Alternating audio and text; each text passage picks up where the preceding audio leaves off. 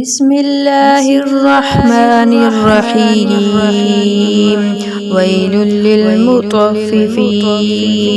الذين إذا اكتالوا على الناس يستوفون وإذا كالوهم أو وزنوهم يخسرون ألا يظن أولئك أنهم مبعوثون ليوم عظيم يوم يقوم الناس لرب العالمين كلا إن كتاب الفجار لفي سجين وما أدراك ما سجين كتاب مرقوم ويل يومئذ للمكذبين الذين يكذبون بيوم الدين وما يكذب به إلا كل معتد أثيم إذا تتلى عليه آياتنا قال أساطير الأولين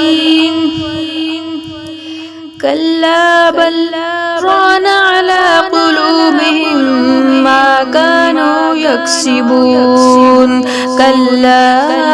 إنهم عن ربهم يومئذ لمحجوبون ثم إنهم لصال الجحيم ثم يقال هذا الذي كنتم به تكذبون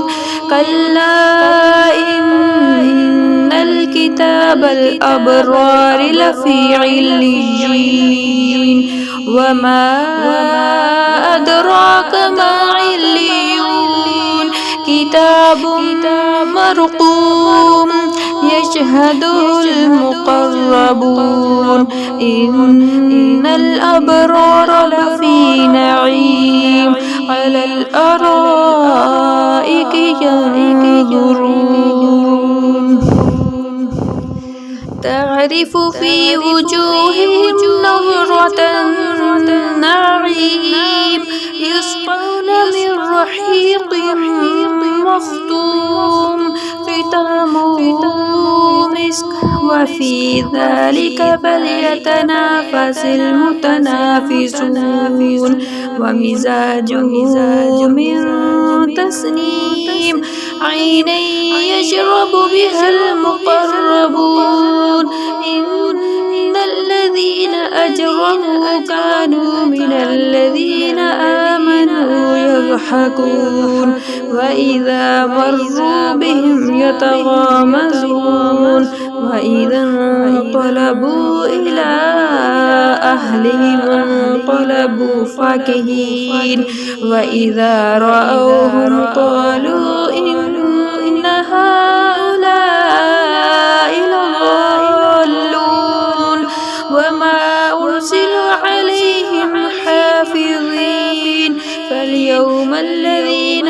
آمنوا من الكفار يضحكون على الأرائك ينظرون هل ثوب الكفار